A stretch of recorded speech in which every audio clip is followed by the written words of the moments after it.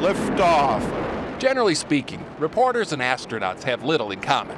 Let's face it, journalism isn't rocket science. Go with throttle up. But Murphy's Law applies equally to both, especially in this, our next joint mission with NASA. To find a story where astronaut Jeff Williams just pointed.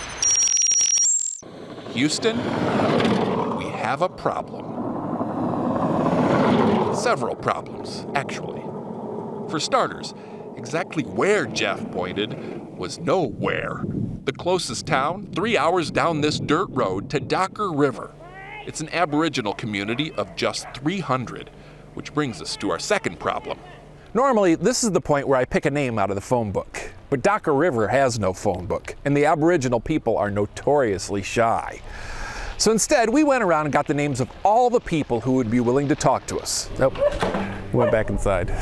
There were 3. I'm now going to put those names in a bucket and draw our winner. Trevor Adamson. Unfortunately, Trevor changed his mind. Lee Cooper. So did Lee. Thank God for this man. Bevyn Young. Bevyn Young lives in the camel-colored house behind the camel-colored camel. Hello.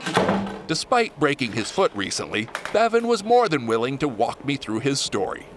46 years old and an artist by trade, he first apologized for his reluctant neighbors, who he says are always suspicious of non-Aboriginals. But you didn't seem to care that I was white. No, I wouldn't care if you was Shrek sitting down talking to me. I'll talk to anyone, you know. That said, even Bevyn didn't want to be seen talking to me, so he brought us out here to the bush before launching into this unbelievable story. It's a bit sad. What's really sad?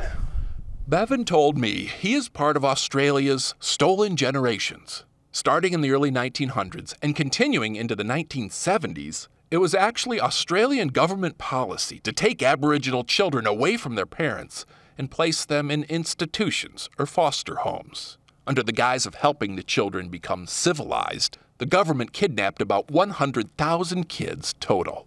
You'd never know your mum and dad. How young were you? 3 months old.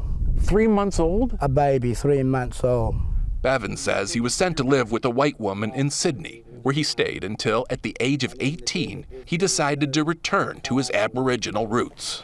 It's a magnet that brings us back. That's it.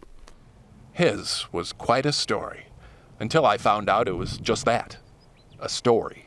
It's a fantasy that he's got. We visited the woman Bevyn said raised him.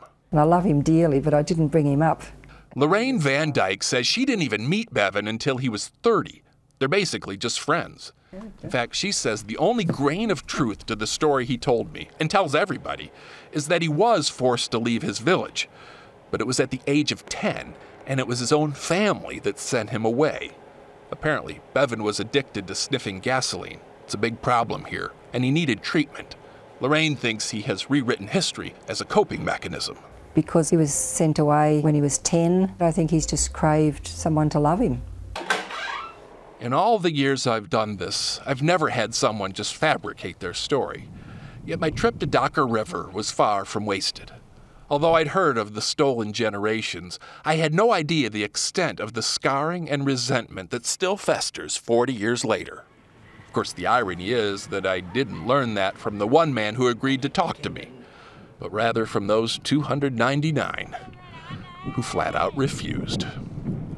During the time of the kidnappings, it's estimated that up to 1 in 3 Aboriginal children were taken from their parents.